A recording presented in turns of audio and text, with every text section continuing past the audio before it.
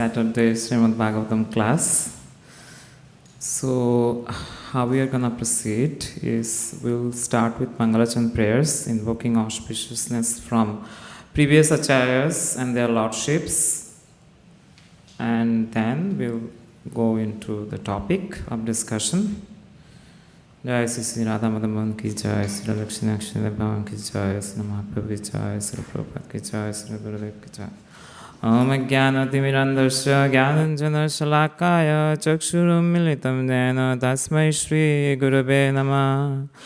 Sri Chaitanya Manabhistam Sapitam Jena Bhutale Samrupa Kadamayam Dadati Sa Padantikam Vandeham Sri Guru Sri Yuta Padakamalam Sri Gurun Vaishnavamscha Sri Rupam Shagrajatam Sahagana Raghunatanitam Tam Sajivam Sadvaitam Savadhutam Parijana Sahitam Krishna Chaitanya Devam Sri Radha Krishna Padan Shagana Lalita Sri Vishakha Vitamscha He Krishna Karuna Sindhu Dena Bandhu Jagatpate Gopesha Gopika Kanta Radha Kanta Namaste Tapta Kanchana Gaurangi Radhe Vrindavaneshwari Vishabhanu Shute Devi Pranamami Hari Priye Panchakalpatarubhascha Kripa Shundabhaivacha Patitanam Pavanebho Vaishnavebho Nama Nama Nitai Nameneche Namer hate Shraddha Mulle Nam Dite Chere Nitai Nameneche Namer hate Shraddha Mulle Nam Dite Chere Jai Sri Krishna Chaitanya Prabhu Nityananda Sri Advaita Gadadha Sri Vasadi Gaur Bhakta Vrinda Hare Krishna Krishna Krishna Hare Hare Hare Rama Rama Rama Hare Hare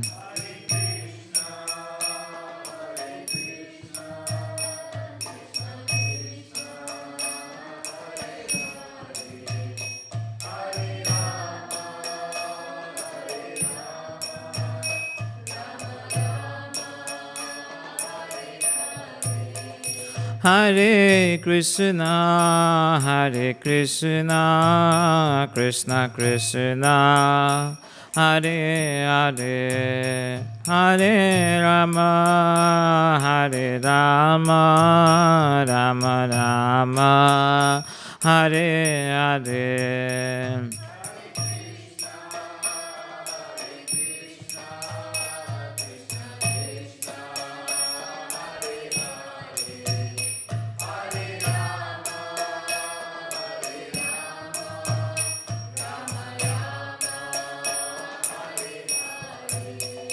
Hare Krishna Krishna Krishna Hare Hare Hare Rama Rama Rama Hare Hare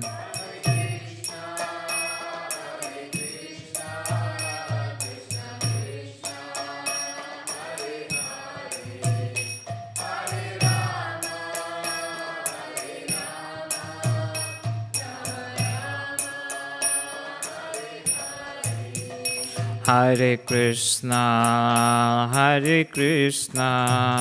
Krishna Krishna Hare Hare Hare Rama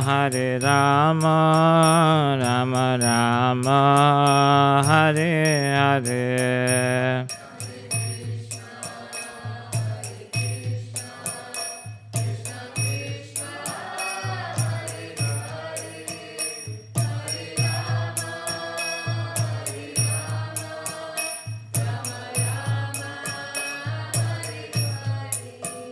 Hare Krishna, Hare Krishna, Krishna Krishna, Hare Hare, Hare Rama, Hare Rama, Rama Rama, Hare Hare.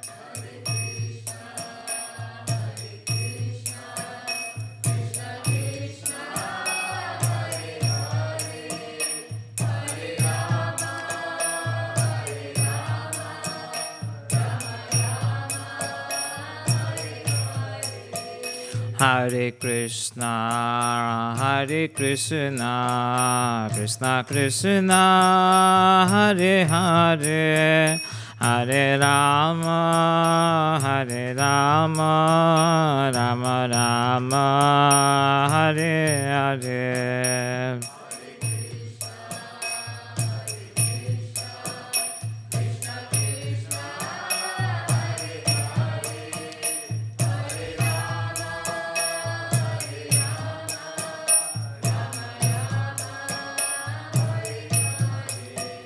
Hare Krishna, Hare Krishna, Krishna Krishna, Hare Hare, Hare Rama, Hare Rama, Rama Rama, Hare Hare.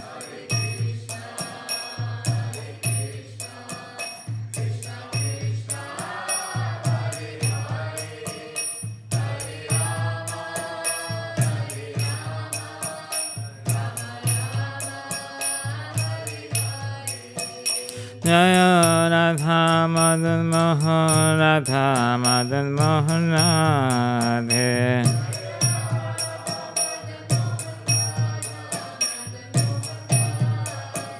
Jaya Mahaprabhu, Jaya Mahaprabhu, Jaya Mahaprabhu, Shriman Mahaprabhu.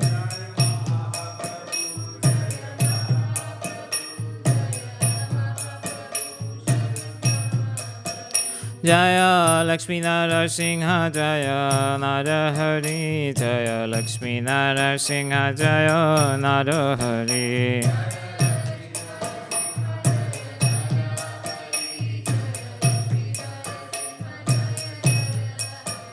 Jaya Jaya Prabhupada, Prabhupada, Prabhupada, Jaya Jaya Prabhupada.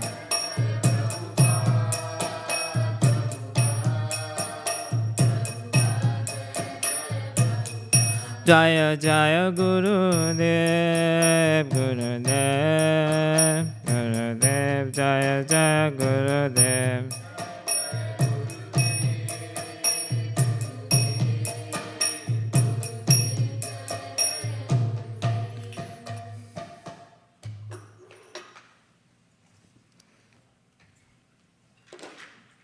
So can we have the verse that we are going to discuss today?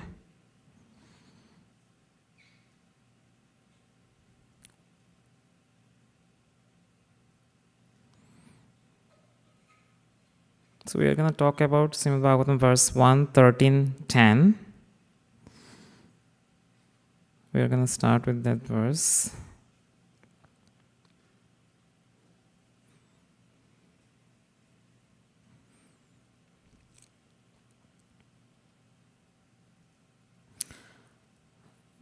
Everyone please repeat after me. Bhagavad-vida Bhagavatas Tirtha Bhuta Sayam Vibho Tirthi Kurvanti Tirthani Swantastena Gadabhrita Bhagavad-vida Bhagavatas Tirtha Bhuta Sayam Vibho Tirthi Kurvanti Tirthani Shantastena Gadabhrita. Can anyone from the Prabhuji sing? Bhagavad-vida Bhagavatas Bhagavad-vida Bhagavatas Tirtha Buddha Sayam Vibho. Tirti kurvanti tirtani. Tirti kurvanti tirthani. Svantastena gadabrita. Svantastena gadabrita. Mataji, anyone? Bhavadvidha Bhagavatas Bhavadvidha Bhagavatas Tirthabhuta Swayam Vibho Tirthabhuta Swayam Vibho Tirthi Kurvanti Tirthani Swantastena Gadabrita Santastena Gadabrita. Bhavad, your good self. Vidha, like. Bhagavata, devotees. Tirtha, the holy places of pilgrimage. Bhuta, converted into. Swayam, personally. Vibho, O powerful one. Tirthi kurvanti, make into a holy place of pilgrimage. Tirthani, the holy places. Swa antasthena, having been situated in the heart. Gadabhrita, the personality of Godhead. Translation: My Lord, devotees like your good self are verily holy places personified. Because you carry the personality of Godhead within your heart, you turn all places into places of pilgrimage. Purport by Srila Prabhupada. Srila Prabhupada ki jai. The personality of Godhead is omnipresent by his diverse potencies everywhere, just as the power of electricity is distributed everywhere within space. Similarly, the Lord's omnipresence is perceived and manifested by his unalloyed devotees like Vidura. Just as electricity manifested in an electric bulb, a pure devotee like Vidura always feels the presence of the Lord everywhere. He sees everything in the potency of the Lord, and the Lord in everything. The holy places all over the earth are meant for purifying the polluted consciousness of the human being by an atmosphere surcharged with the presence of the Lord's unalloyed devotees. If anyone visits a holy place, he must search out the pure devotees residing in such holy places, take lessons from them, try to apply such instructions in practical life, and thus gradually prepare oneself for the ultimate salvation. Going back to Godhead, to go to some holy places of pilgrimage does not mean only to take a bath in the Ganges or Yamuna, or to visit the temples situated in those places. One should also find representatives of Vidura who have no desire in life save and except to serve the personality of Godhead.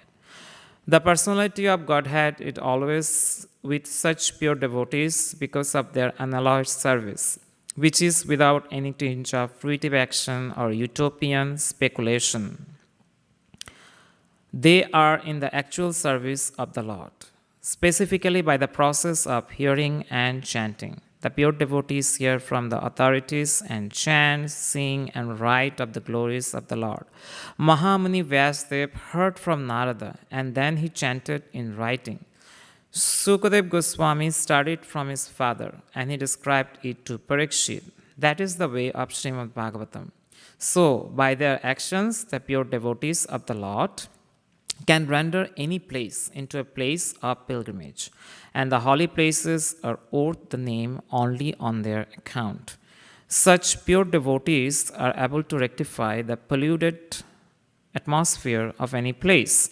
And what to speak of a holy place rendered unholy by the questionable actions of interested persons who try to adopt a professional life at the cost of reputation of a holy place.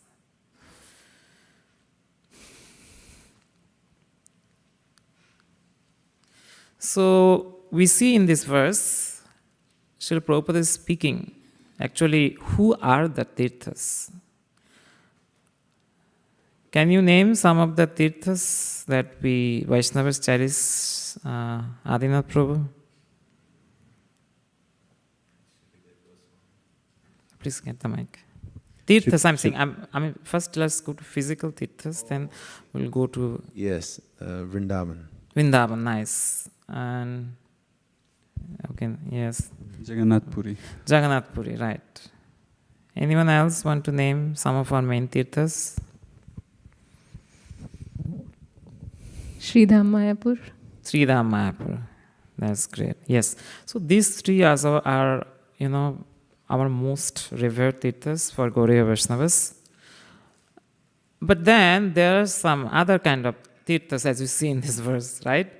So they are the Mahajanas, the Bhagavatas, who actually makes going to the tirthas worthwhile. So if we go to tirthas, who wants to go for yatra this year? So yes, so we want to go to tirthas, we want to get association from devotees, but many do get there to have purification, and sometimes just taking bath in the holy rivers which are in the tirthas, they think is enough. But is it enough? Because once you take the dip in the Ganges, you get purified, that's true. But then when you come out, then you again get into the material world, and Mahamaya is there to test you, and then also unknowingly, even if you can commit sins actually. That's how the world is designed. And we'll see, I'm gonna explain some things which you will understand how even not doing anything in this material world, there are chances of being in, committing sins, or so that's why Krishna says that this material world is temporary, right? And then also is dukhalayam ashashvatam. So I don't want to be discouraging or anything, but that's the truth that our Bhagavatam says. Srimad Bhagavatam and the Mahajanas. So that's the point. So who are the other tirthas? They are the Bhagavatas. So can anyone name some of the Bhagavatas in our Gauriya Vaishnava tradition? Tulsi Vilas Prabhu?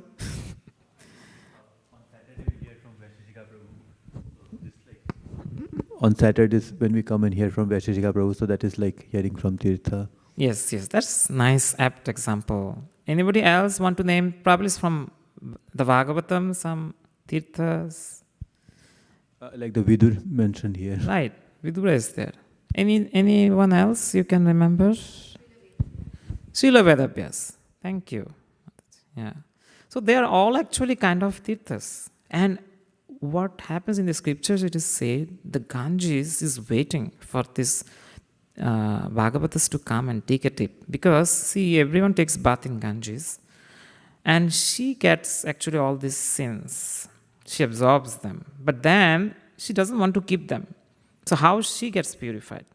She gets purified when the Mahajanas, they come and take bath in those rivers. Not only Ganges, all other holy rivers. That's how they get purified. So that's the potency of the Bhagavatas. So here in the verse, actually Yudhishthira Maharaj is speaking this to Vidur.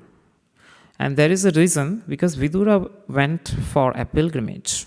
And he visited various places. He met Maitreya Rishi. And then he discussed Krishna Katha with Maitreya Rishi. Maitreya Rishi gave him divine knowledge of the Bhagavatam. And later, now he wanted to come back to Hastinapur. Why? Because there is a brother, right? Elder brother in Hastinapur, whom he wanted to deliver. And that's what Bhagavatam or personal Bhagavatas are. They always want to deliver others from these sinful and suffering conditions. And Dhritarashtra is his elder brother. So he had vested interest. Because he saw that how Dhritarashtra was staying in Pandava's shelter, and then he was kind of ignorant. He was old enough to retire, but he was ignorant of his responsibilities. He even forgot that Pandavas he used to consider enemies. And he assisted Duryodhan to, in his plan to annihilate the Pandavas. which was not successful. So Vidura knows all this. So he came, and Yudhishthira Maharaj, who is none other than Dharmaraj. He's called Dharmaraj because he's the son of Dharmaraj, and also he is Vidura is his uncle. So he likes Vidura so much, and also Vidura actually saved Pandavas from getting burned and from other mishappenings. So that's why he said that persons like you are the Tirthas. So by associating with you, by hearing from you, we are getting purified. Because you carry the Tirthas with you actually. So the purifying potency that the Bhagavatas has, we can only understand when we associate with them. And that's in association, is it just by like sitting, and sometimes just getting some opportunity for service? Is that real association with the Bhagavatas? What do you think? It can be, to some extent, serving the Bhagavatas is one way to get close to them. But then what?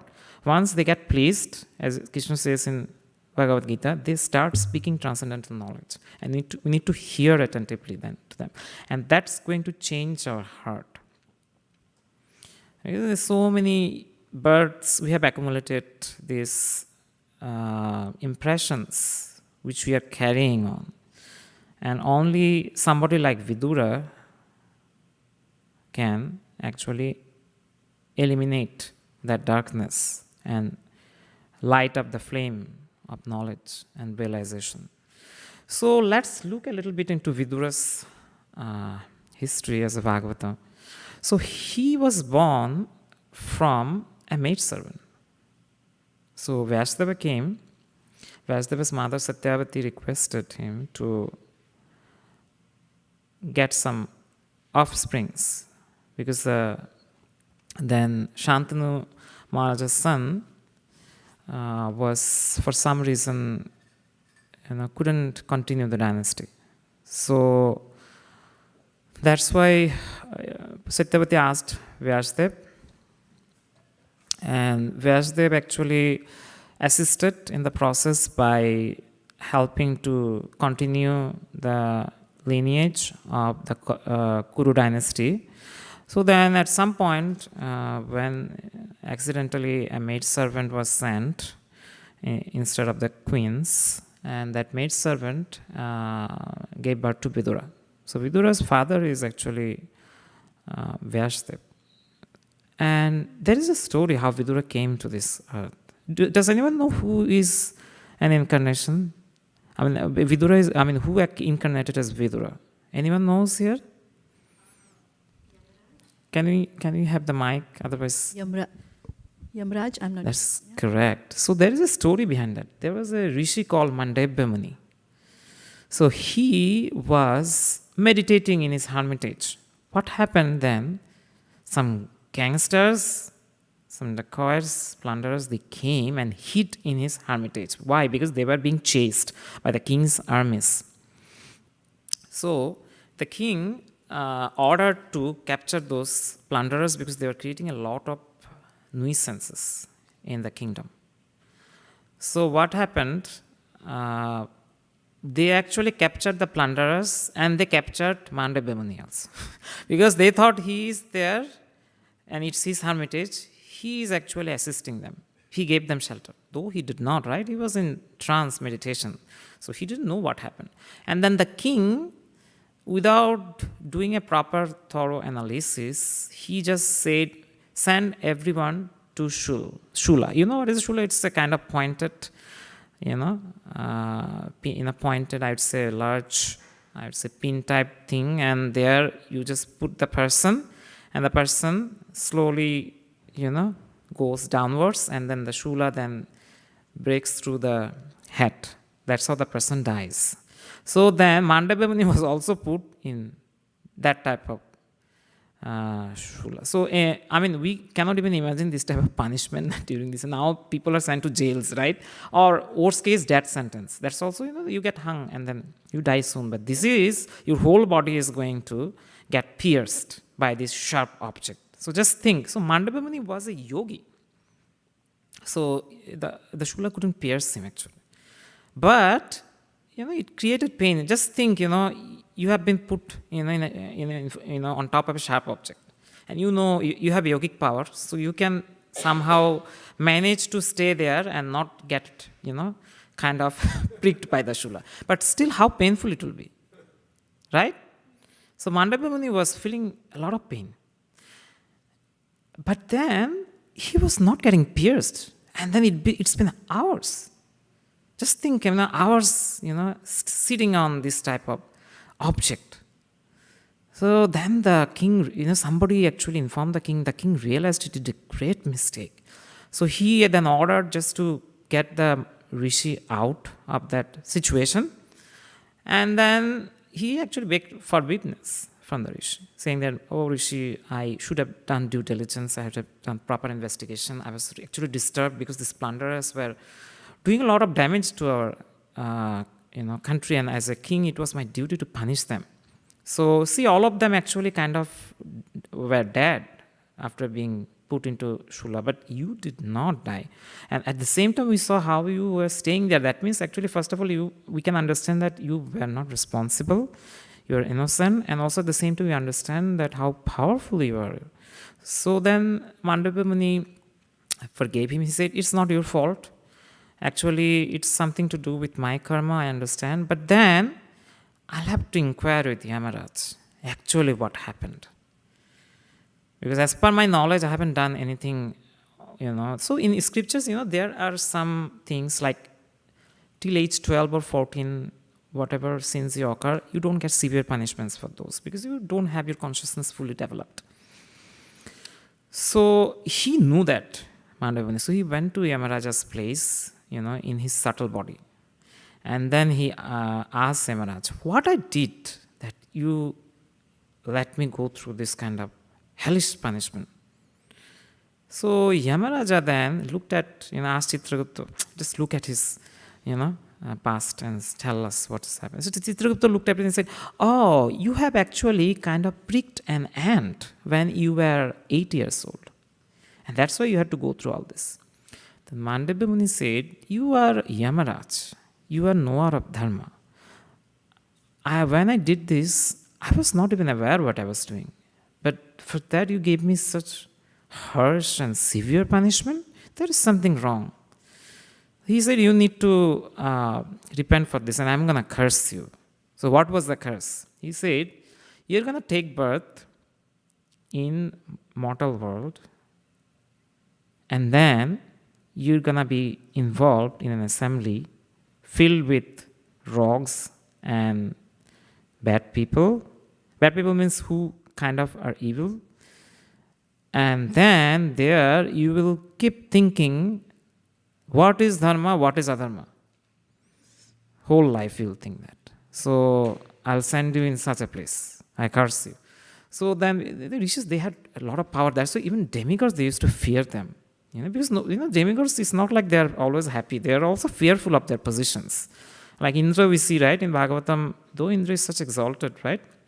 He's the king of the heavenly planets. Can you even imagine? Just think our president has so much power in the US, right? Just think heavenly planets king. How much power he has. He controls the heavenly planets. And then he actually controls the earthly planets also, in a way. And also the lower, the Vilasharga, which is called the lower regions of the 7 other planets. Indirectly, he also controls them. Why? Because he is situated in such high post, and through the demigods, actually, the Lord controls the universe. They have been assigned specific responsibilities, and he's managing all these demigods, but he has also fear of his position. The Yamaraja also had. So Yamaraja accepted the curse, because he's also Dharmaraj. He knows the principles. So if he did some mistake, he accepted it. So he got born as a Vidura, and he was also cast that he will take birth in a Shudra, with a Shudra, caste, because though his father is Vyasa, but his mother is, was a servant of the then queens, so of Hastinapur. So he actually was considered kind of Shudra birth, and at the same time, when he was trained to, he was trained everything, martial arts and all, he was trained actually.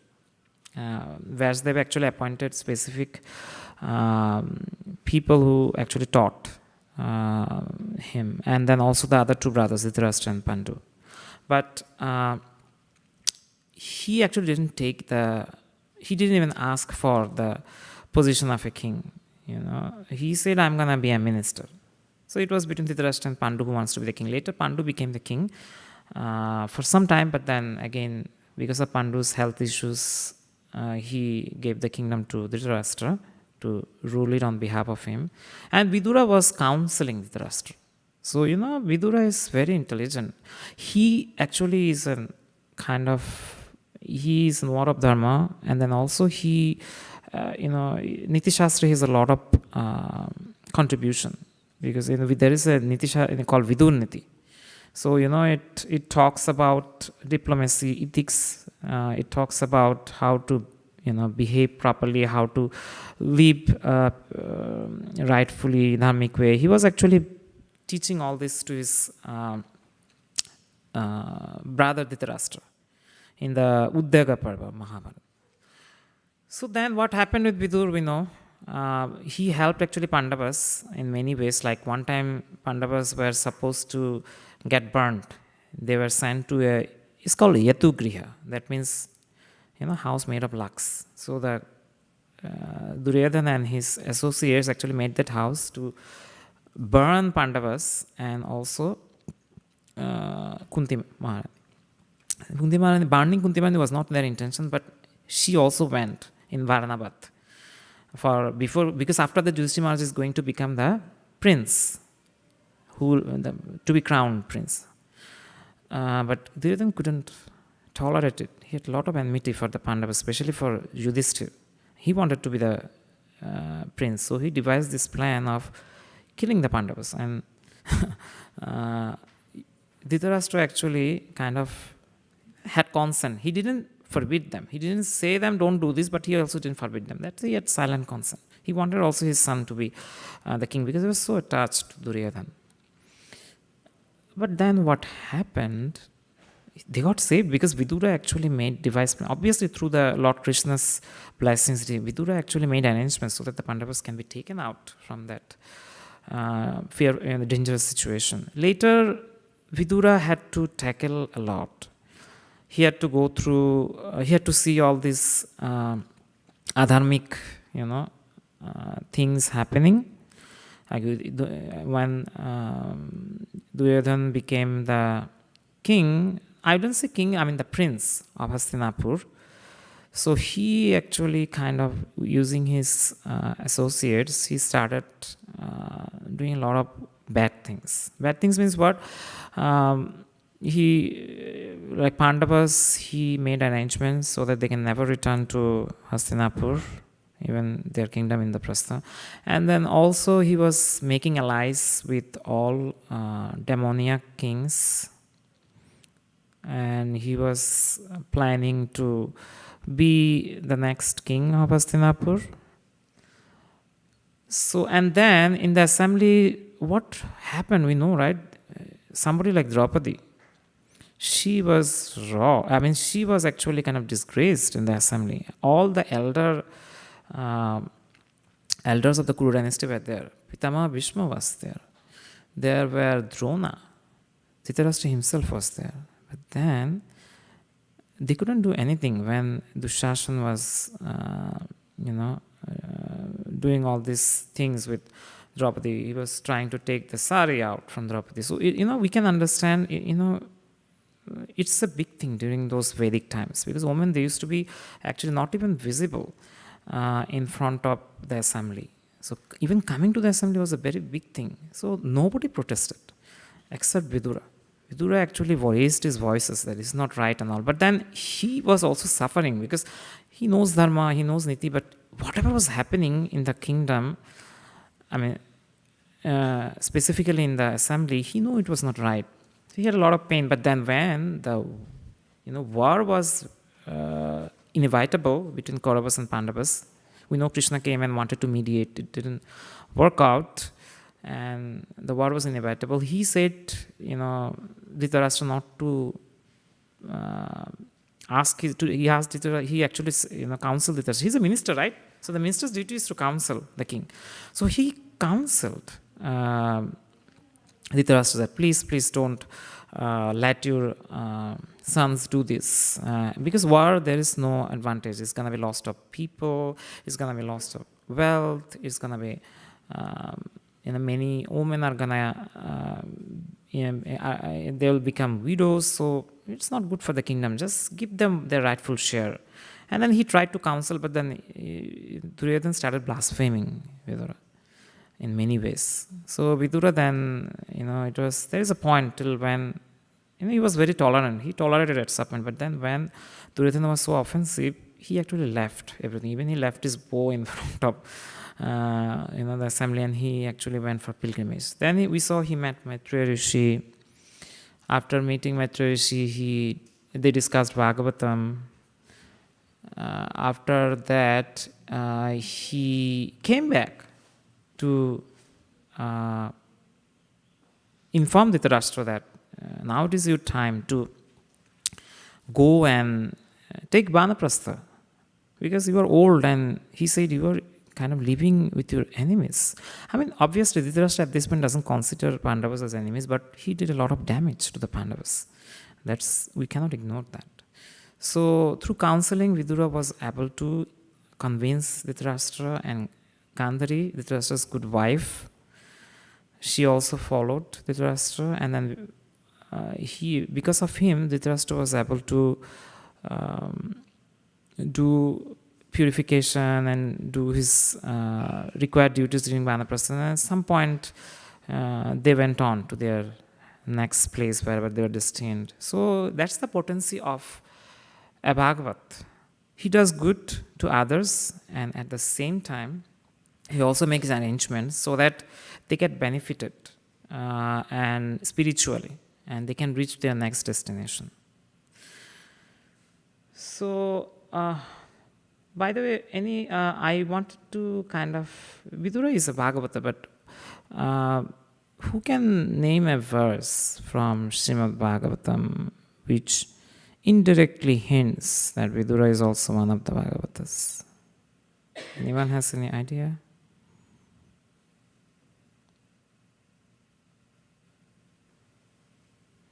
Okay, so it's the 6:3, 20 to 21. Can you have that verse?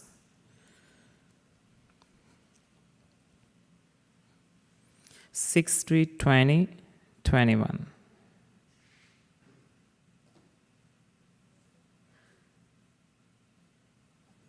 So it says, Sayambhur Narada Shambhu Kumara Kapila Manu Prahlada Janaka Bhishma Vairvaya Sakirvayam Dhyadasaite Vigyani Mo Dharma Bhagavata Bhaja Vata Guyam Vishuddham Durbodha Yam Gnadvamritam Ashnate. So we see from the translation, Lord Brahma, Bhagavan Narad, Lord Shiva, the four Kumaras, Lord Kapila, the son of Devahuti, Swayambhuva Manu, Prahlad Maharaj, Chanak Maharaj, grandfather Bhishma, Bali Maharaj, Sukadev Goswami, and I myself know the real religious principle. My dear servants, I think we are not seeing the translation. Yes. My dear servants, this transcendental knowledge, this transcendental religious principle, which is known as Bhagavad Dharma, or surrender unto the Supreme Lord and love for Him, is uncontaminated by the material moods of nature. It is very confidential and difficult for ordinary human beings to understand. But if by chance one fortunately understands it, he is immediately liberated, and thus he returns home back to Godhead. So where it is implied? That's the question. Can you see in this verse, Vidura? So who is that I myself? Prabhu, can you please speak on the mic so that we all can hear? This is a verse where Yamadharmaraj, he was speaking to his servants, the 4 Yamadutas who came running away after the incident with Ajamila. So he is instructing what is dharma, adharma to their questions. So this is like the final one where he says the topmost dharma, the Bhagavad Dharma. So I myself means Yamadharmaraj, indirectly Vidura. Yeah, because Yamaraj took incarnation as Vidura, so we can understand he is actually one of the Mahajanas. So we can see, so that's why, the Bhagavatam and, tells Vidura as Bhagavata. In that verse we read in the beginning, it's mentioned Bhagavata is one of the Bhagavatas. Good job, Prabhu. So, Srila Vishnu Chakravarti Thakur actually, he mentions in this verse that, we see in the 9th chapter of Bhagavad Gita, and then, later it's Sarva Guhyatam Bhuyam Swami. So, Krishna actually mentions in 18th chapter, 64th verse that hear from me this most secret knowledge, right? Sarva Guhyatam Bhuya Sume Param Marvacha Istoshi Mediram Eti Tato Bhakshyami Te Hitam. So yes, he says, because you are my very dear friend, Krishna is saying to Arjuna. So I am speaking to you this confidential knowledge. So he also mentioned then, right, in 1865, he says, Man mama bhava madbhakta madhya jivam namaskuru mami bashashi satyam te pratijane priyosime. So this verse have been mentioned multiple times in Bhagavad Gita. So he's saying what? Always think of me, become my devotee, then worship me and offer your homage unto me. Thus you will come to me without fail. So he's promising. When Krishna is promising something, we'll have to take it into account because he's the Supreme Personality of Godhead. And he's saying that you are my dear friend, so I'm promising you this, that if you do this, then you will come to me without fail. So that is the call Guhyatam, right? The most confidential knowledge of Bhagavad Gita. So before we will take probably some reflections and questions at this point. Yes, Jitendra Prabhu. Can you please speak on the mic? Yes.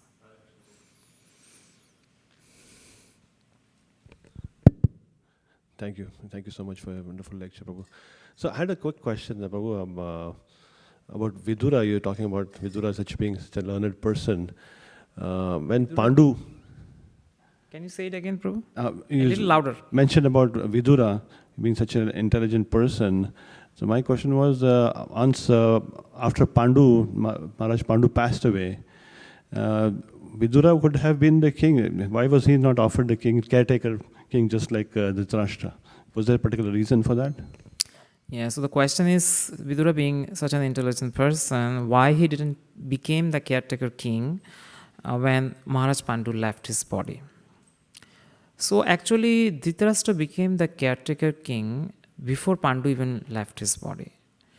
Pandu gave the responsibility to Dhritarashtra because he wanted to go to the forest. He got, I would say, disinterested. He got less interested in ruling the kingdom because he was not, he actually had a curse that restricted his activities. So he thought it's beneficial to be in the forest and associate with devotees, the rishis and sages. So that's why he went to forest with his queens, Kunti and Madhuri. But so the responsibility was given by Pandu to Maharaj Dhritarashtra.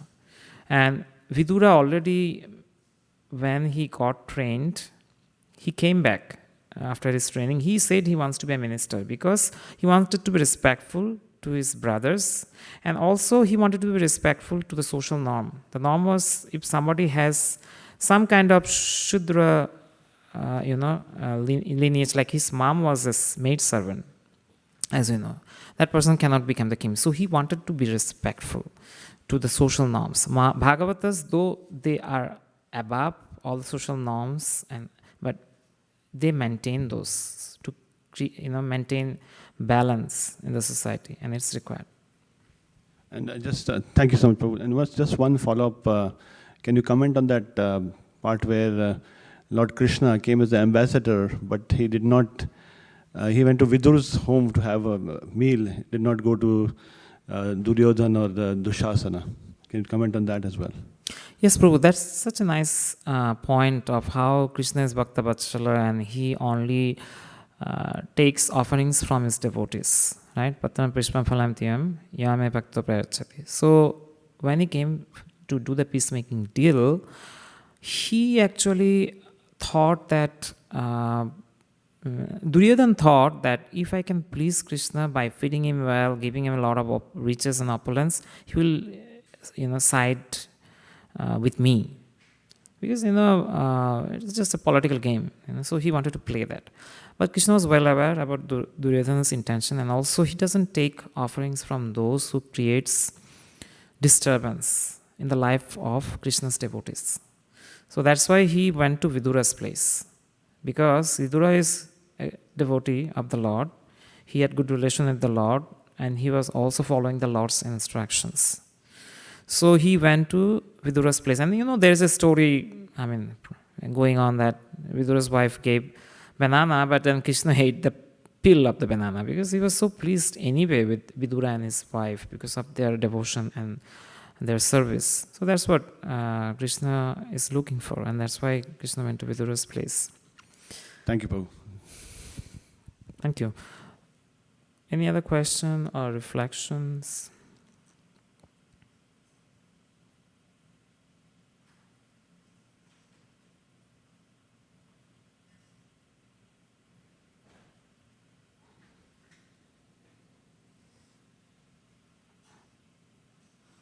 Okay, so we will move ahead. So today is a disappearance day of one great saint. Anybody knows the name of him?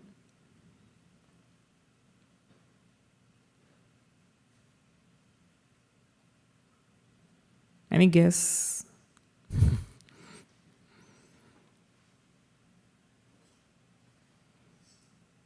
Okay, so it's Narottam Das Thakur. Today is his disappearance day. There is a song, we say Jayanilo Premadhana. It's actually written by Narottam Das Thakur. And we're going to sing it at the end today, if we have some time, to honor him. So normally, during all great Vaishnavas' disappearance day, we sing this song in ISKCON. So Narottam Das Thakur, he actually was born in East Bengal, which is now called Bangladesh. So we'll have to see who he is. He is actually Champak Manjari in Krishna Lila. And he is actually always assisting Rupa Manjari in his service to Radha and Krishna. So Champak Manjari was so merciful on the conditioned souls that he appeared as Narottam. And the village where he appeared is called Kheturi. So now it is a dham actually. It's called Kheturi Dham. So if probably in some time you have an opportunity to visit Bangladesh, then please go to Kheturi Dham. So it's a wonderful place. And there actually it's, so he actually, it's in Rajshahi district. Then also it was called Rajshahi. It's one of the districts of Bangladesh. And he took birth actually during a Purnima. It's called, Maghi Purnima during 15th century, right after Mahaprabhu and Nityananda Prabhu kind of, disappeared, and during that time he took birth. So there, so he actually, was very talented in his childhood. And what happened, his parents could see, he's not an ordinary soul. He had greatness, and his dad was a, they call zamindar, that means owner. Not a king, but like a king, So his dad's name was Krishna Nanda Datta. That's the name was. So, and his mother's name was Narayani Devi. And his dad had a brother also. His name was Purushottam Datta, and Purushottam Datta's son was Shantosh. So just remember these names because they are gonna come in the story. So Mahaprabhu, what happened when he and Nityananda Prabhu was going on Sankirtan near the Ganges river one time, they came near the Padma river. So see, we'll have to understand who is the Padma river. Padma river is none other than when Ganges and Brahmaputra river they merge together, it becomes Padma. So Padma actually flows Bengal. In Bangladesh, specifically in Bangladesh, when the river enters the area of Bangladesh, Ganges, it gets conjoined with Brahmaputra and then it becomes Padma. So Mahaprabhu actually felt very static and he started saying Narottam, Narottam. So Nityananda Prabhu came and asked Mahaprabhu, why you are shouting Narottam, Narottam? And all other associates were also saying, see, you are chanting Hare, Mahaprabhu is chanting. So think that you are in their assembly, right? Mahaprabhu is chanting Hare Krishna Mahamantra. And suddenly he starts saying Narottam, Narottam. And you don't know who is Narottam, who has not even taken bath. What you will feel? And you want to know who is this person. And Nityananda Prabhu asked that question. So Mahaprabhu said, oh Prabhu, I know your glory. He was saying to Nityananda Prabhu, he was glorifying Nityananda Prabhu. I know your glory. When you were in Jagannath Puri, one day you were very static in Kirtan in front of Jagannath Baladev and Subhadra Maharani. You were so static, you didn't have any sense what is happening around. And then, you had so much prema coming out. I actually kind of accumulated some of those prema. And I kept them with me. And now, I'm planning to give that to Narottam, who is going to take birth sometime later in the 15th century, after I disappear. So Nityananda Prabhu said, oh, is it? Okay, yeah, I know. So what is your plan? How are you going to give that love to him? He said, I have a plan. Mahaprabhu said, I'm going to entrust this love to the river Padma. So see, in our Vedic culture, rivers are just not some waters flowing. They have personal appearance. They have manifestation. Like Ganges, there is the Ganga Devi. So all rivers like Yamuna, there is Yamuna Devi. They have their personal deity manifestation also. So that's how Padma river is also one of the holy rivers, though very less known. And she has also her manifestation. So Padma Devi appeared because she understood the Lord wants to speak with her. So then the Lord said, hey Padma, please keep this love that I collected from Nityananda Prabhu. See the drama here. You keep it with you, and when Narottam comes, you give it to him. But Padma Devi said, okay, I can do that, but how am I going to understand who is Narottam? Because so many people take birth in my river to get purified and just to get things going. So Mahaprabhu said, that's a good question. What you can do is, when you see that your waters are swelling, going above and then inundating the banks, then you will know that that person is Narottam. When he will take bath, will happen to you. Then you give the prema to him. See, Mahaprabhu is not directly giving the prema. He gave it to one of his Shaktis, and then Padma will be doing the work. So later what happened, one day Narottam actually went to take bath in Padma. Padma was a little far from his place, so he didn't used to take bath. I think first time he went to take bath when he was quite in his young age then already. So after taking bath, the river started swelling. It started inundating the banks. So Padma Devi understood, okay, this is none other than Narottam. So then Padma Devi appeared and then said, Lord Gauranga Mahaprabhu has entrusted something to me for you. I'm going to give it to you now. Are you ready? So Narottam Das Thakur was bewildered. I said, what is that? He said, the Lord kept prema for you. And then Narottam Das agreed, and then Padma Devi delivered that prema. So that she acted as a carrier, not like she has the prema, she's giving it. That's how the gurus also do the same thing.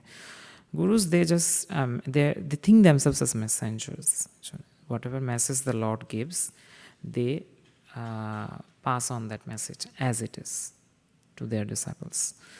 So obviously Padmadevi was not his Diksha Guru, but she became one of his guru in that sense that she delivered the prema to Narottam Das Thakur. Probably Bhattam Pradashak Guru, we can say. And then Narottam Das Thakur then became completely inundated in love of God. He started chanting, "Oh Gaur, oh Nitai, where are you? Why I cannot see you? I want to meet you. Oh Shara Goswamis, I want to see you." He became mad. So what happens when your son starts doing like this? What do? As a materialistic person, just think you're gonna kind of think something is wrong with him. So his father was very intelligent. So, Raja Krishna Nanda Datta, they used to call king then, because the Jamindar had that much effect then, landlords. They had a lot of lands, they had a lot of people, subjects that used to manage. So he actually consulted with his brother and they decided, we'll have to, tie him up. I mean, we cannot tie him up like that, we'll just keep, 2 guards, we're going to guard him 24 hours. And then we're going to keep looking where, what he's doing, where he's going. And then he told his wife also, Narayani Devi, keep an eye on this fellow. Things are not looking good. He might, leave home and become a, sannyasi. Very common fear, right? Normally, I feel some of you also, Prabhuji's probably had that experience that your parents were fearful when you came to ISKCON, right? It happens. So there were no difference. And Bengal parents, they are more fearful of this. I have seen in general. So, and Bengali parents. So what happened, but Narottam Das Thakur, was also very intelligent. So he was just waiting for the right time. One day, his dad and his uncle, they went for some work with some subjects. Somehow he convinced the both girls to get out of the house, probably do something or get something from him. And his mom was also not around. Then he left the house. That also during one of the Purnima days, I think, one of the Purnima Tithi. And then he started going towards Vrindavan because he wanted to meet the Goswamis. So Rupa and Sanatan Goswami actually left by then. They disappeared. So they left, and then so other 4 Goswamis were there. Who are the other 4 Goswamis? Can anyone say? Yes, Jiva Goswami, please use the mic. Jiva Goswami, Gopal Bhatta Goswami, Raghunath Das Goswami, and Raghunath Bhatta. Yes, good, thank you. So they were available, and he actually, when going towards Vrindavan, he didn't have anything with him. See, the son of a king, and he comes from actually a Kayastha family. So what is a Kayastha family?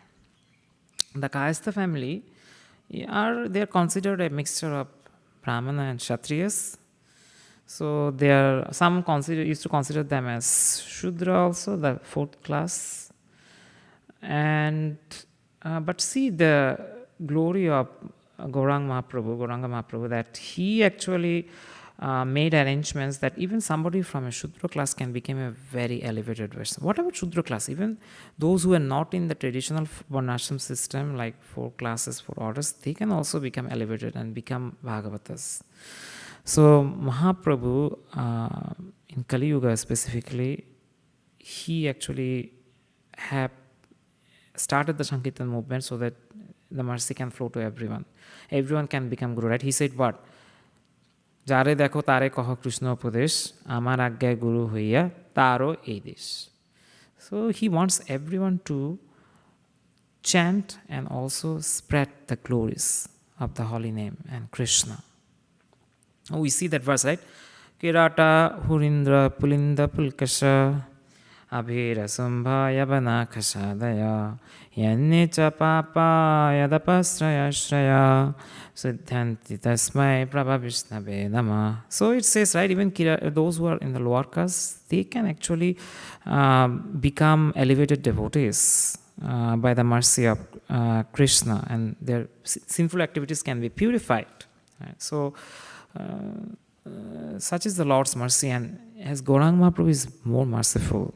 It's said that Gauranga Mahaprabhu is so merciful that he doesn't actually distinguish whom to give love, whom not to.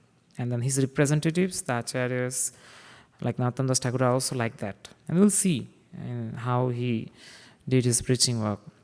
So he was so exhausted, right? He's going towards Vrindavan. And he actually then somebody came and gave him some milk. So he didn't know who is this person. Very well dressed. Like a sadhu came and gave him some milk. Eat it, it will help you. So, drink it, it will help you. So he drank that milk and then he went to sleep. And then while there are some other versions of the story, actually it said that when he was sleeping, then actually Rupa Goswami came with a cup of milk, saying that you drink this milk, it's going to nourish you. So whatever, after he woke, he became rejuvenated. He felt cheerful, and he went to Vrindavan finally. He reached Vrindavan, and then he met the Goswamis. Jiva Goswami he met, and then Jiva Goswami was telling him that I can train you on scriptures. And there he met actually a few other devotees. He met Srinivasacharya, and then he met Shyamananda Pandit also. They became very close friends because all of them got education from Jiva Goswami. See, Jiva Goswami was the master. He used to consider the master of the Vaishnava assembly during those times. Because Rupa Sanatana Goswami left. He was then elite of there was a Raja Sabha. That means all Vaishnavas, they used to assemble. Like here we are assembling like Saturday, Sunday. There they used to assemble like every day, and then somebody used to lead Krishna Katha and Kirtan. So Jiva Goswami was the person who was leading that Raja Sabha. He said, I'm going to train you, but you need to find a Diksha Guru. So he thought that I'm going to take Diksha from Gopal Bhatt Goswami. Lokanath Goswami. So, but Lokanath Goswami was not giving initiation to anyone. He was very determined. He was actually one of the first person who was sent by Mahaprabhu to Vrindavan. When Mahaprabhu was visiting South India, he met Lokanath Goswami, and then he instructed him to go to Vrindavan. And Lokanath Goswami did that after he became a little more old, I'd say. In his young age, he left the family and went to Vrindavan to spread Chaitanya Mahaprabhu's movement, and also he assisted in building some nice temples. So Narottam Das Thakur wanted to take initiation, but he was not willing to give. So then Narottam Das Thakur devised a plan. He was very intelligent, right? So he started cleaning the place where Lokanath Goswami used to respond to the nature's call. And he was doing it for days after days. One time Lokanath Goswami, and what he used to do? He used to, he used to first take the earths, which normally they used to use earth. There was no soap then. They used to use earth, to wash hand. He used to find earth, then let them go through a sieve, so that only very small particle earth was remaining. And those he used to keep for Lokanath Goswami, and then he used to clean that whole area. So if you are told to do that service for your guru, just think about it, how it will be.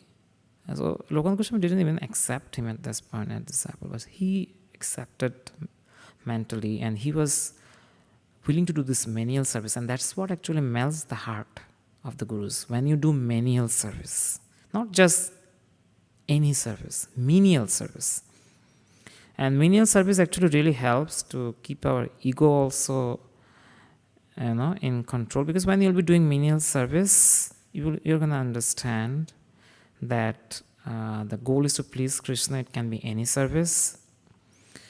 So that's why, Lokanath Goswami, you will also notice, right? If somebody is doing that for you, days after days, at some point you will notice. Lokanath Goswami noticed one day, what is going on? Somebody is putting this nice, fresh, earth sieved, very fine, coursed, and then cleaning this place every day. And then he devised a plan. I'm going to hit one night to see who is doing it. So he hid in the bushes, and then he saw that Narottam Das Thakur came at night, and then he was doing this work.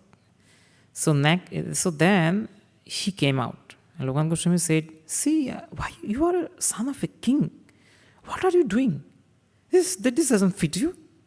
You shouldn't do these things. I feel so embarrassed. Narottam Das Thakur said, I accepted you as a guru, so it's my duty to do this kind of services for you. And if you don't accept me as a guru, then I'm going to continue doing this. He mentioned. So he said, so obviously Gopal Bhatta Goswami understood his intention. He had noble intention. And he also could foresee future. This kind of Bhagavatas, they can foresee future also by Krishna's will. He knew what Narottam Das Thakur will do for his community and for spreading Krishna consciousness. So he agreed to give him mantra diksha, to give him initiation. And then he said, you take lessons from Jiva Goswami because he is very well versed. Then this is the eagerness that we need to serve our Guru. Narottam Das Thakur understood the capacity of Gurus. It's not only Diksha Guru, Shiksha Guru, Diksha Guru, they can actually change our lives. And how to please them is through service and hearing them and following their instructions. So Jiva Goswami trained him, and also he trained also his friends, Srinivasacharya and then Shyamananda Pandit. And then he actually titled Narottam Das as Thakur. He was titled Thakur by Jiva Goswami. See, somebody like Jiva Goswami is teaching, you can understand how you will be in verses, in scripture knowledge and everything. Jiva Goswami was considered the topmost then in scriptural knowledge and knowledge of Vaishnava scriptures, right? So Narottam Das Thakur then was entrusted the duty by Lokanath Goswami to preach specifically in Bengal. Specifically, he said, you preach in East Bengal, where you come from. As there's a lot of opportunity to preach, and you are from that place, so people are going to respect you, and it will change their lives. So that's how gurus are, Bhagavatas are, like Lokanath Goswami. They're so merciful towards conditioned souls. They want to do good to others. And he didn't do it directly, but he did it to his disciples. We can see the similar example is there in our Guru Parampara. Can anybody tell like someone in our Parampara who entrusted similar responsibilities to his disciple? He didn't preach, but he had only a limited disciple, and he instructed his disciple to preach others. Anyone can mention somebody?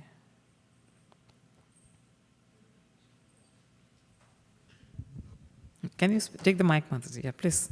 You are on the right Bhakti direction. Siddhanta Saraswati Thakur Maharaj. Yes. So he was instructed by Gaur Krishna Das Babaji Maharaj to preach. And then he started this Gauriya mission from where we also kind of came. Srila Prabhupada was initiated by Bhakti Saraswati Thakur, and we see what Srila Prabhupada did here in US and all over the world.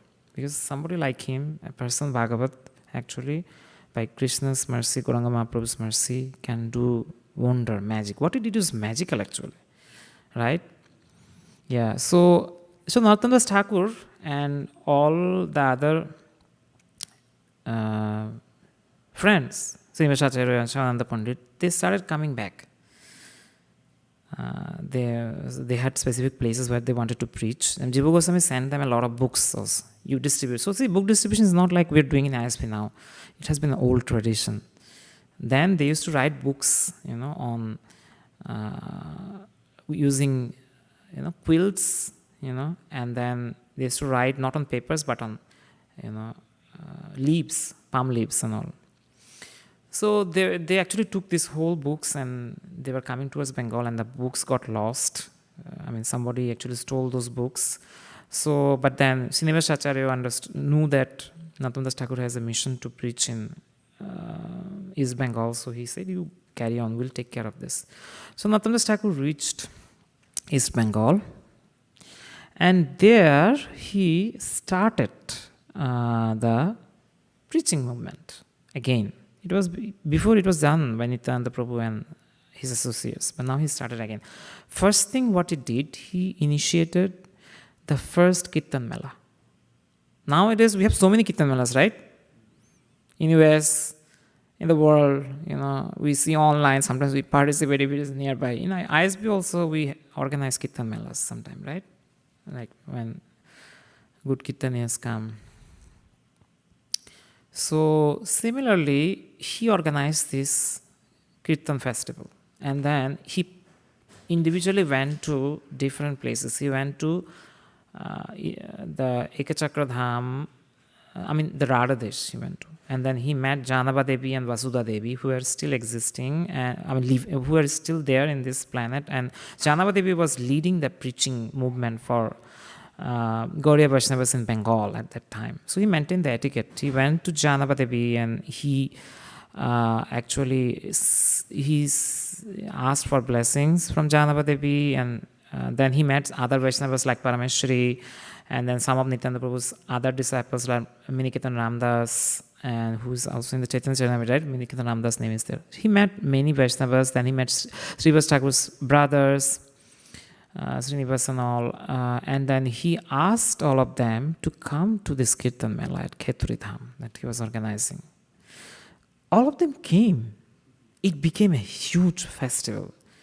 Janava Devi started the Kirtan. And who was the priest? You need a priest, right, during this type of work, because they were supposed to install deities also. He was intending to install deities of Gaur Nitai. Who was the priest? You need a priest, right, for doing these things. Srinivas Acharya was the priest. And he did yagga also. So he did everything that was required. And then there was huge kirtan going on. And then who appeared? Can you guess?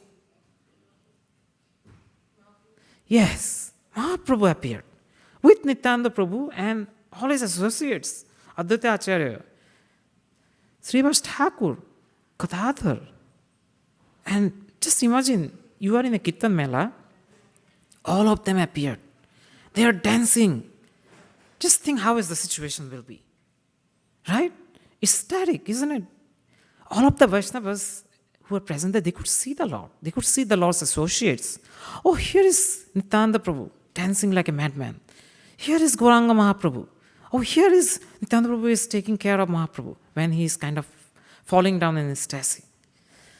So it was such a charged environment with Kirtan, Krishna Katha. And just imagine Mahaprabhu is he came actually personally to Narottam Das Thakur, embraced him and said, I'm so pleased that you organized this. See, we all came. So then what happened? Everyone became ecstatic. They had no sense of what is going on. You had such moments during like Kirtan Melas, you are so absorbed in the Kirtan, you forget about what's going to happen. And after the weekend, how, my boss is going to give me this work, or what assignments I have that I have to finish. You forget all those, right? In the moment. That's what happened to everyone. So it was such a static, moment, and then everything comes to an end at some point, right? So at some point, Mahaprabhu and his associates disappeared. There was a huge feast. Obviously, Mahaprabhu took part actually in the feast also. He and his associates personally took prasadam, and then they disappeared. So then everyone thanked Narottam. Janava Devi herself came and said that you did a very good thing. We need this. Now continue your preaching. She gave permission. You continue preaching in East Bengal. You spread the names of Mahaprabhu and Nityananda Prabhu and spread the glory of holy name. So then he actually went on. He started actually, naming different deities, and he started installing deities, Narottam Das Thakur. And obviously, when you are doing this kind of things, what happens? There will be always opponents. So that's what Prabhupada said. Preaching is not like you won't have opponents. There will be people who are going to oppose you. But Mahaprabhu showed the way, right?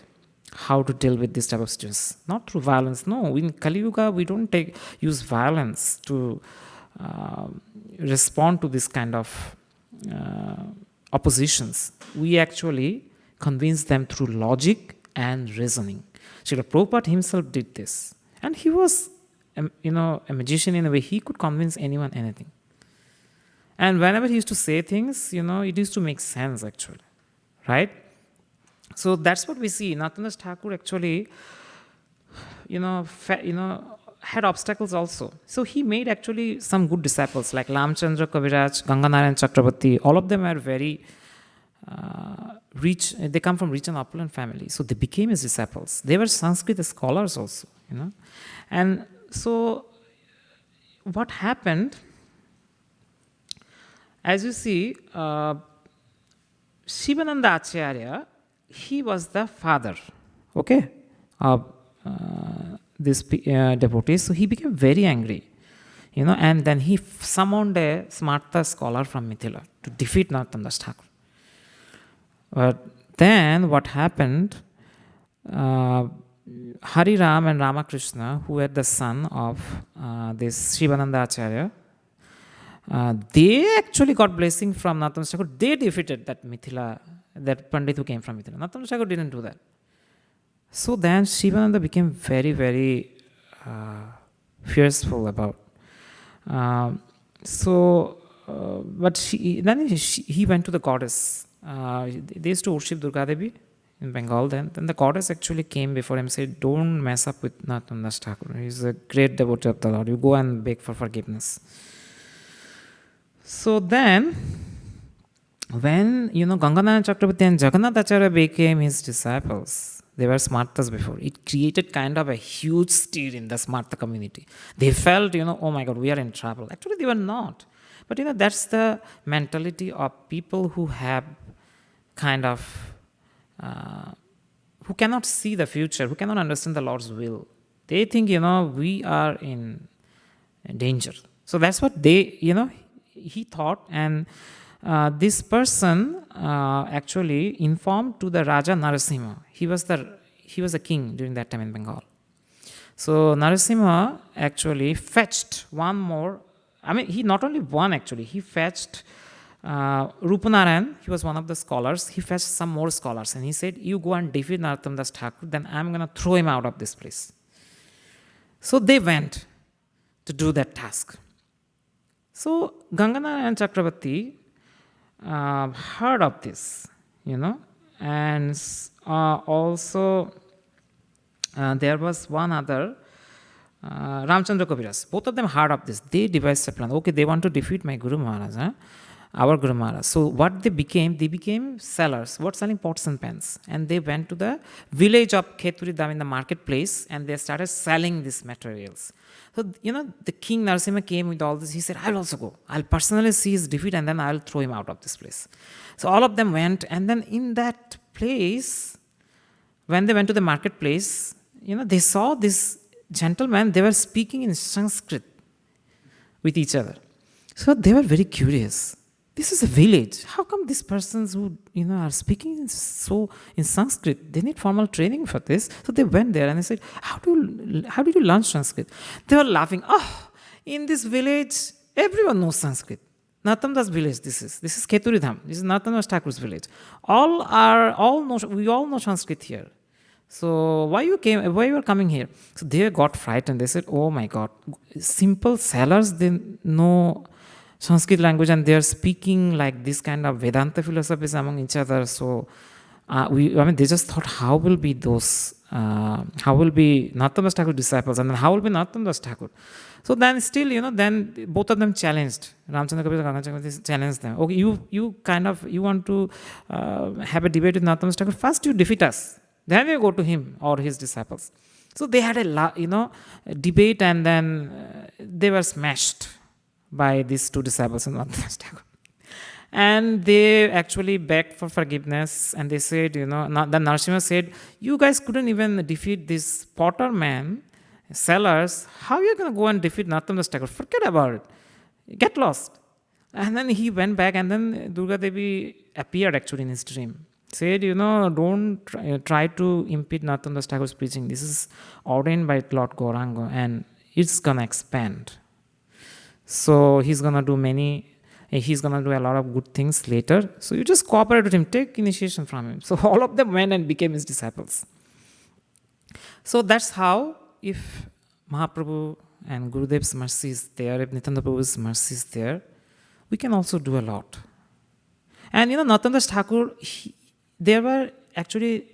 actually wrote a lot of songs, as you know, right? Vaishnava songs. And he got personally trained in a specific way to sing those songs in Vrindavan. So we are going to sing one of them, probably. Before that, I want to see if anyone has any reflection or wanted to share anything.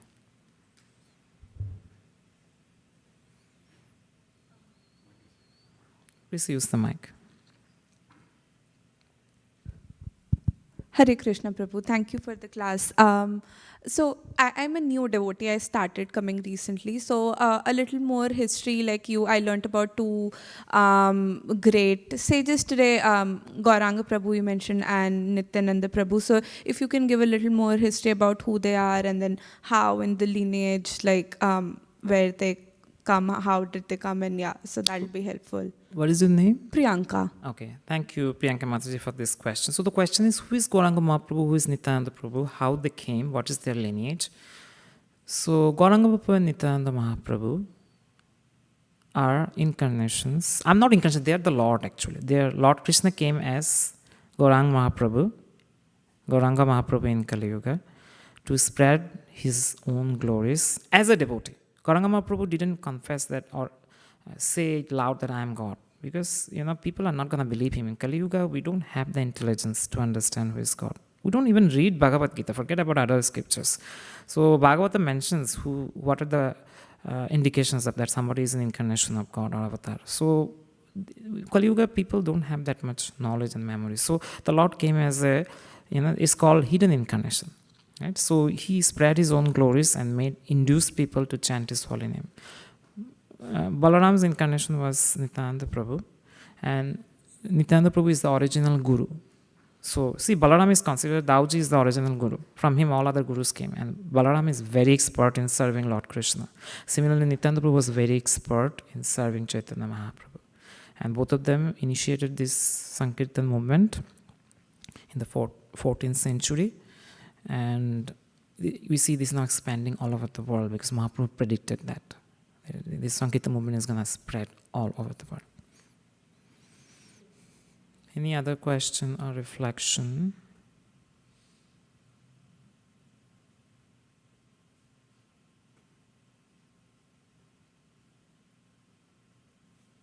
Okay, so we are going to do a song. I think the time is 9:30, right? So we are going to finish by 9:30. Can we have Jayanila Premadhan? So today is Nathan Thakur disappearance. So we'll sing the song and then we'll end. So it's said, for saintly persons like Nathan Thakur, you see, for Krishna, his appearance, disappearance is the same thing. So for the saintly persons, so they just appear in the world to help us. And then once their duties are done, they go back to, or they go to the next destination where they can preach. They either go back to the spiritual world or they go to the next destination to preach. So can we have Mataji Jayanila Premadhan? Okay. So this song is written by Nathan Das Thakur. And he actually kind of, we sing this song during all saintly persons' disappearance. We sing it during Prabhupada's disappearance and then Bhaktivinoda Saraswati Thakur's disappearance. So we'll start. যে আনিল প্রেম ধন করুণা প্রচুর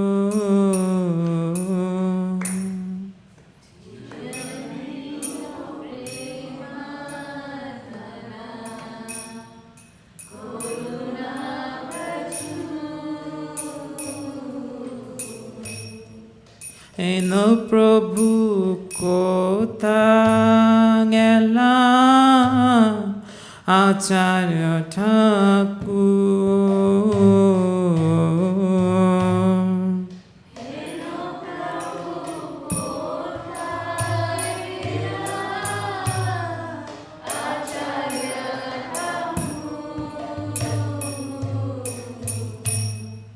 কাহা মোর স্বরূপ রূপ কাহা সনাতন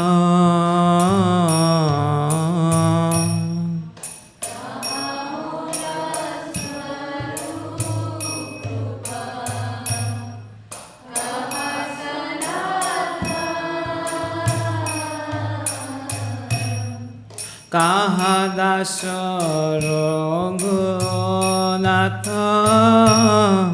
পতিত পাবন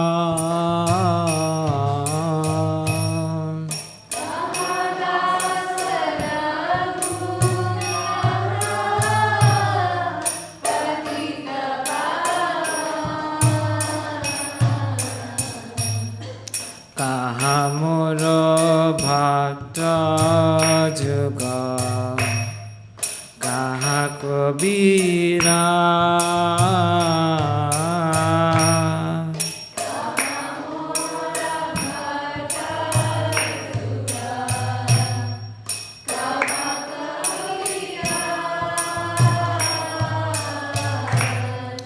এক কালে কোথা গেলা গোরা নাটরা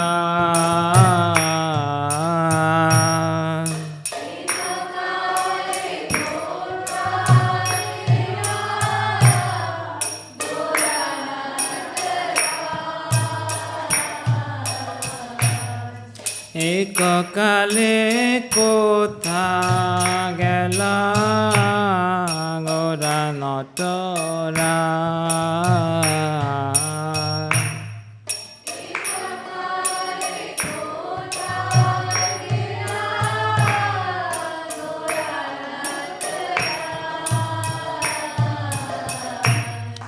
আসানে কুটিব মাথা আনালে পশিব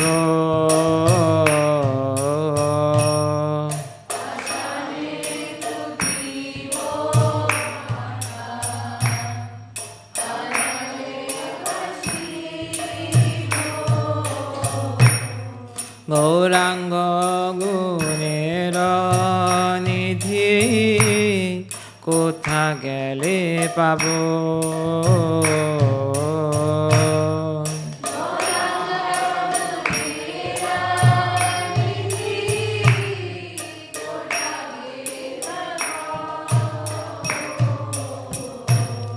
সে সব সঙ্গীর সঙ্গে যে কইল বিলাস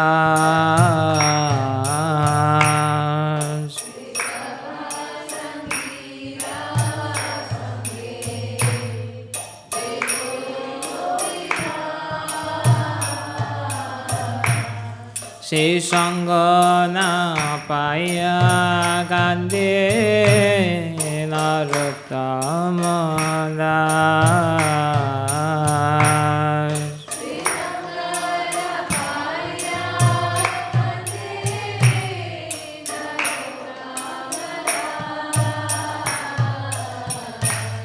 যে আনিল প্রেম ধন করুণা প্রচুর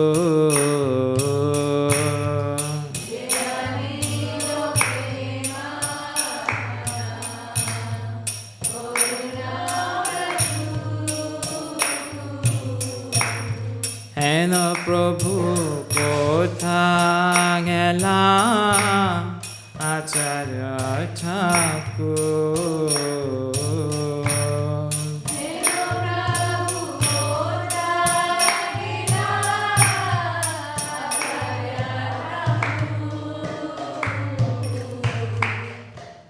Hare Krishna, thank you everyone. So today we discussed about the Tirthas, and we discussed about the living Tirthas who are the Bhagavatas. Then we discussed a little bit about Vidura, and then we discussed about Nathanas Thakur, today's disappearance. Today is his disappearance, so we pray to all these Bhagavatas, including Vidura and Nathanas Thakur, so that they can give us the courage and the strength to continue in our devotional service. So we can please our Guru, the Vaishnavas, Sri Radha Madhavan, Sriman Lakshmi Lakshmidev, and Sriman Mahaprabhu. All goes to Srila Prabhupada. Mancha kalpata vibhasya, kipasana pevaccha, pitinan pavanapa, Vishnu pranamana.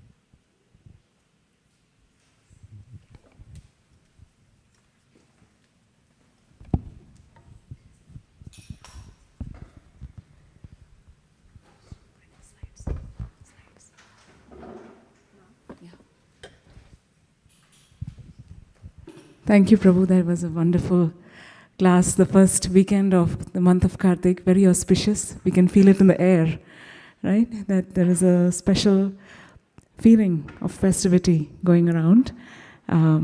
As you all know, it's the month of Kartik, it's a month of Radharani, it's a month of Radha Damodar, and very shortly we'll be offering Aarti. Today's Kaishora presentation, which we do every Saturday morning after the Bhagavatam class, is from the chapter on Can One Man's Mistake Make Many Culprits?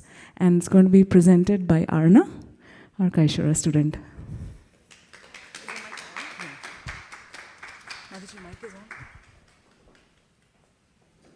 Is it here okay?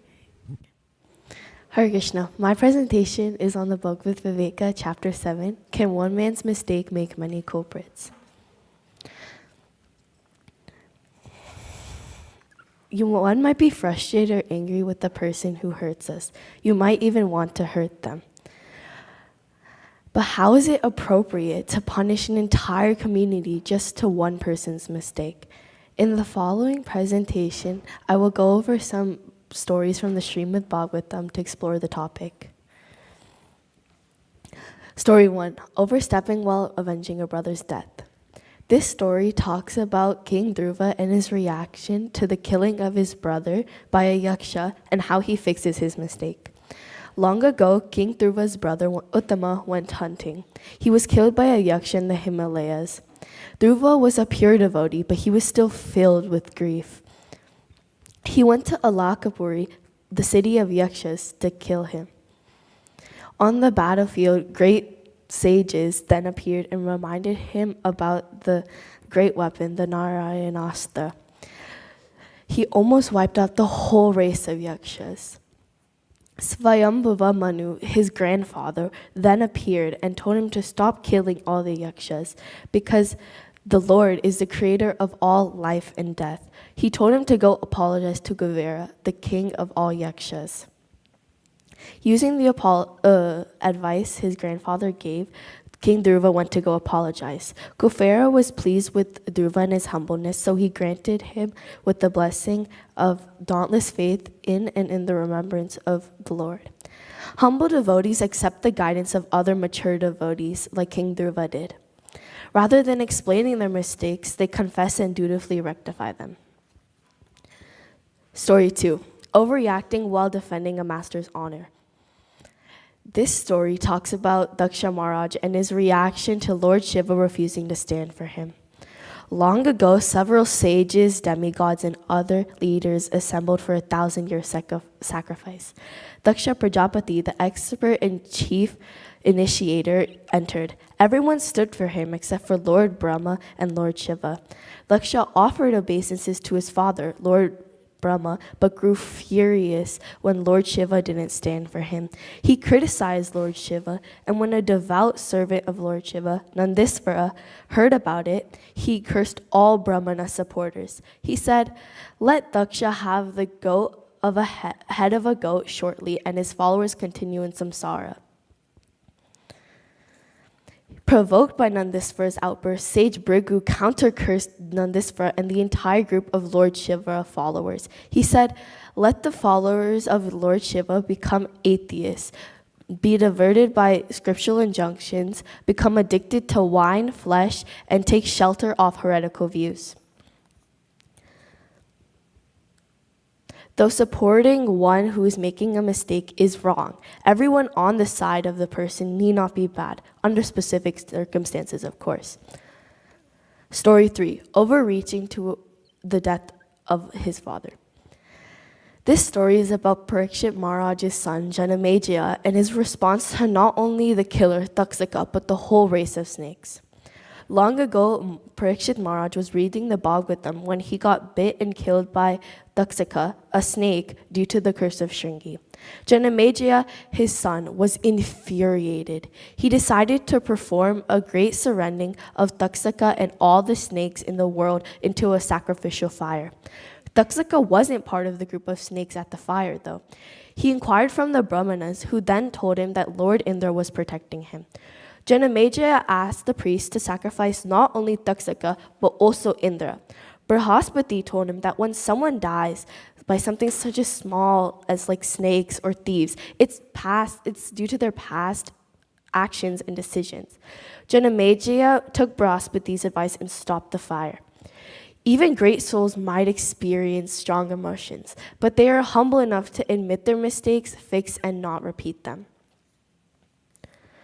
A verse about the message, Bhagavad Gita, chapter 3, verse 16.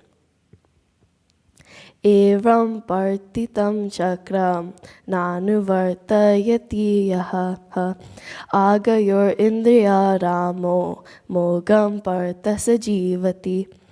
This verse teaches that each individual is responsible for following their own dharma. This verse is Lord Krishna talking to Arjuna. He says, "My dear Arjuna, one who doesn't follow in human cycle of life, of sacrifice, thus established by the Vedas, certainly leads a life full of sin, living only for the satisfaction of senses. Such a person lives in vain." If someone does something wrong, they should get the blame, not others. The burden of guilt is not collective by default. It is based on personal action or inaction. The verse refers to the word chakram, the wheel of cycle of sacrifice, which represents the entire system of duties, responsibilities, and reciprocation that sustain life. The word nanuvartayahi, which means does not follow, applies to only the individual. That individual is called agayur, one who lives in a sinful life. No mention is made of others being dragged down with him. This supports the idea that person's wrong action doesn't automatically make others guilty, unless they also choose to follow in such actions. The verse criticizes a person who acts only for their enjoyment, indriya aramaha, which means indulging the senses, meaning that only the doer should be held accountable.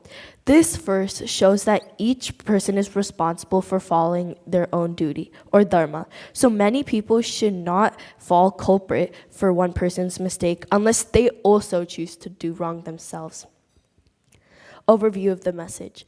When we meet people who carry out such mistakes, we need not to write off their family or community as partners in crime. Though we also have to understand that if we commit such mistakes, our family or community might lose representation. One should also be careful not to cause difficulties by being inappropriate. one person's mistakes might be a stain on the community and its future generations. Hare Krishna. Any questions?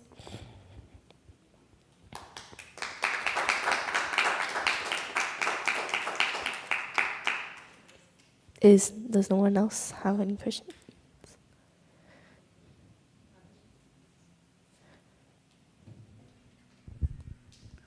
Hare Krishna. Thank you, Arna. That was excellent. Any reflections, comments, questions? Yeah.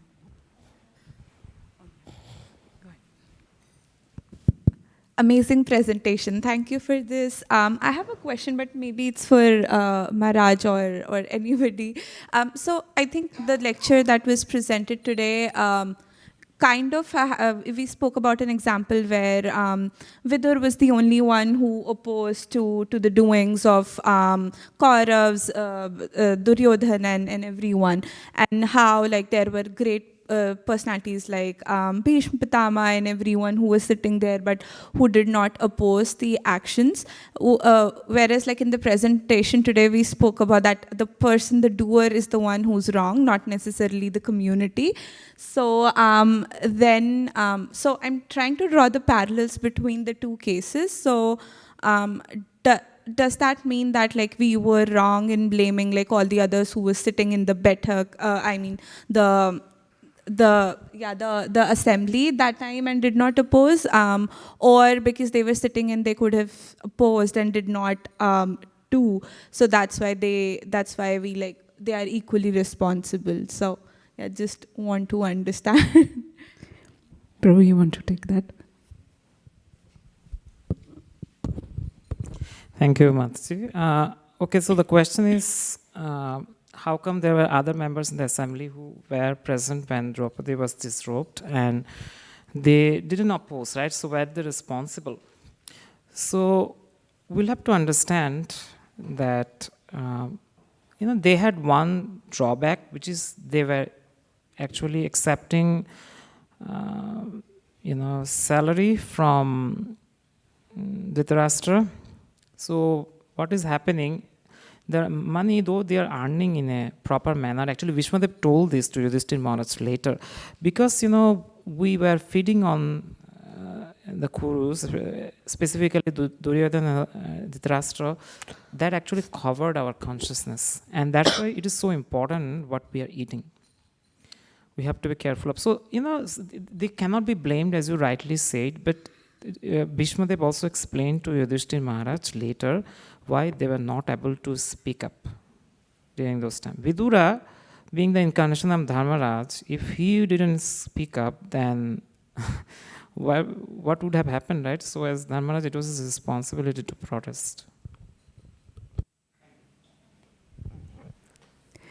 Thank you. That was a nice question. Any other questions, comments, or reflections? Yes. Can we just pass the mic?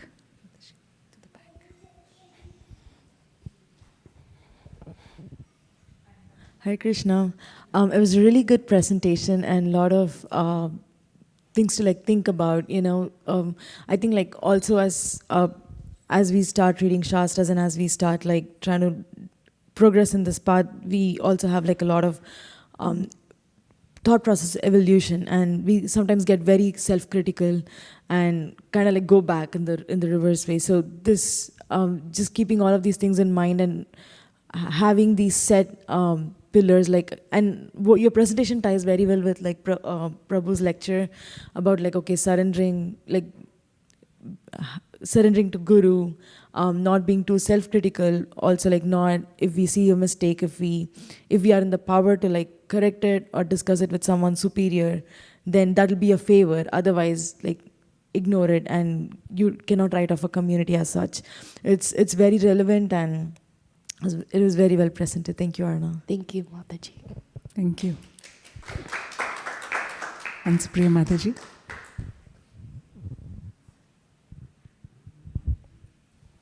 Hare Krishna, Arna. Hare Krishna. I'm really proud of you to choose this topic, because this is one of the very rare topic, and not many people choose to talk about it also.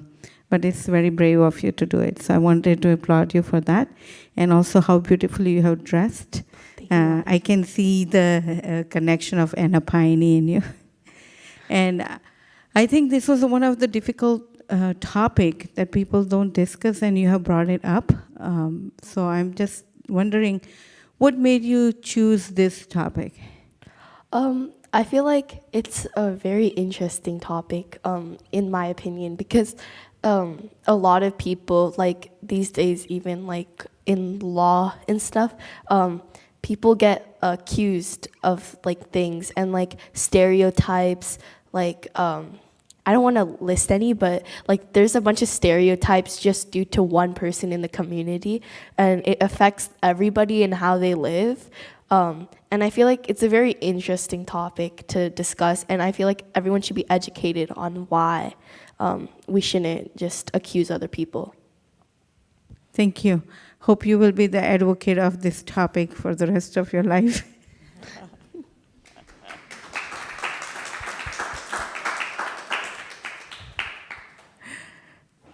Thank you. Thank you for that appreciation and encouragement. Any other questions? Oh, yes, there is Tadiya Siva Prabhu online. Yes, Mataji. I just want to appreciate the verse she quoted from Bhagavad Gita, where Krishna is saying, if one doesn't follow the cycle of sacrifice that was established by the Vedas, then he certainly leads a life full of sin. And the word he used is mogam. Word is mogam, uselessly. Pardha Sajivati, he just lives a life in vain. Basically means no utility. If one chooses the path of completely just indulging in sense gratification and not doing any sacrifice. Very nice verse. Thank you, Prabhuji. Archana Mataji. Yeah, I was also going to say the same thing. I liked how you elaborated on that verse, right? It's good to get that connection in deep. Yes. Hare Krishna. Thank you so much, Arna, for your beautiful presentation. And you look, amazing in your gopi dress. Thank you. Very pretty. And I have a question for you. Like, you presented it so well. So what are your takeaways, from this whole presentation, which you actually want to practice in your life so that you actually, grow in your spiritual progress, consciousness? I feel like the message that I mainly got away is like the complete overview is like that we shouldn't accuse like a whole group of people just for like one person's thing. Like say that like only one person in a group does something bad. I shouldn't like accuse the whole group just for like just because they support them in general. It's not their fault that they did that. So we shouldn't accuse them and like even punish them by doing something for just being there, and you have to like take into consideration before you act. So that's what I got from the lecture. Hare Krishna. Yes, Prabhu. Yeah, it was a good presentation, very apt topic. Your delivery was also very good. You were confident. Thank you. You were speaking very confidently, which I really liked while presenting. And also you discussed the topic and also provided appropriate verses from Bhagavad Gita to back up your hypothesis. So overall it was great. All the best. Thank you, Prabhuji. Any other questions or comments? Thank you so much. I think we will stop here. Thank you, Arna, again. Okay. It was wonderful effort, and thank you for putting the time to present this. We will now go on to the next part of the program, which is Damodarashtakam, right?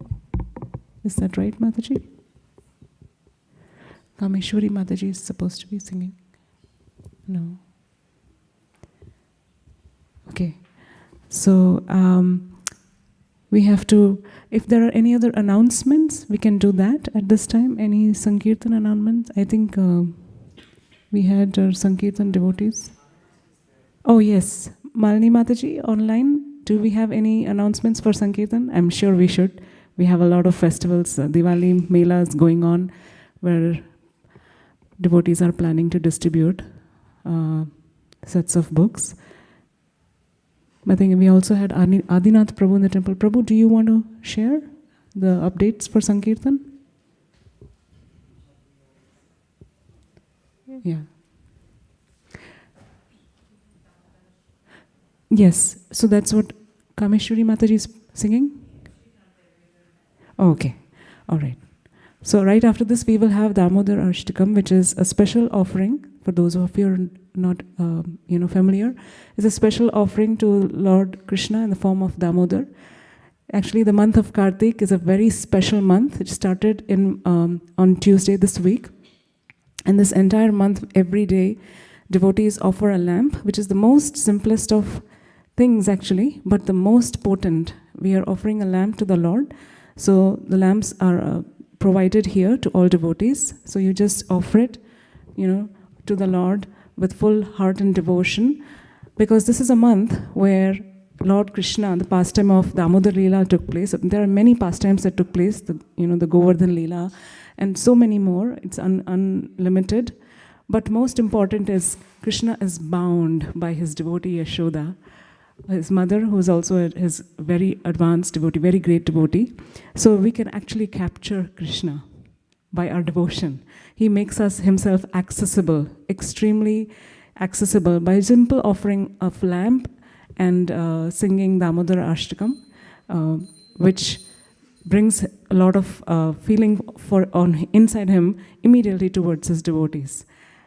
Just like the pastime of the rope binding Krishna, it takes only a little, every time actually Krishna doesn't allow himself to be bound, it's left by 2 inches that Mother Yashoda cannot bind him, but finally he relents and he lets her bind him. So in this month, by our sincerity and little bit effort, we get the idea of how Krishna actually lets himself being bound by our devotion.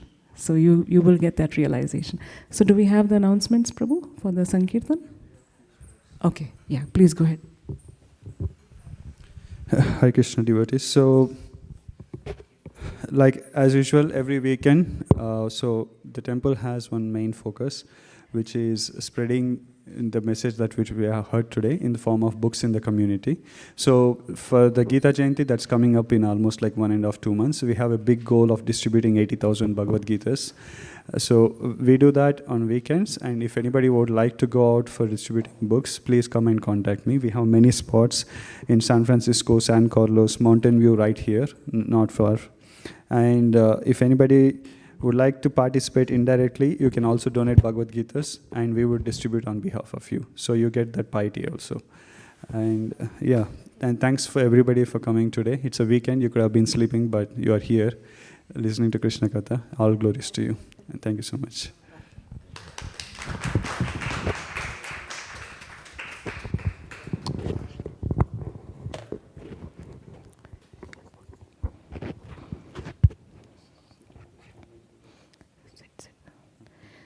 So,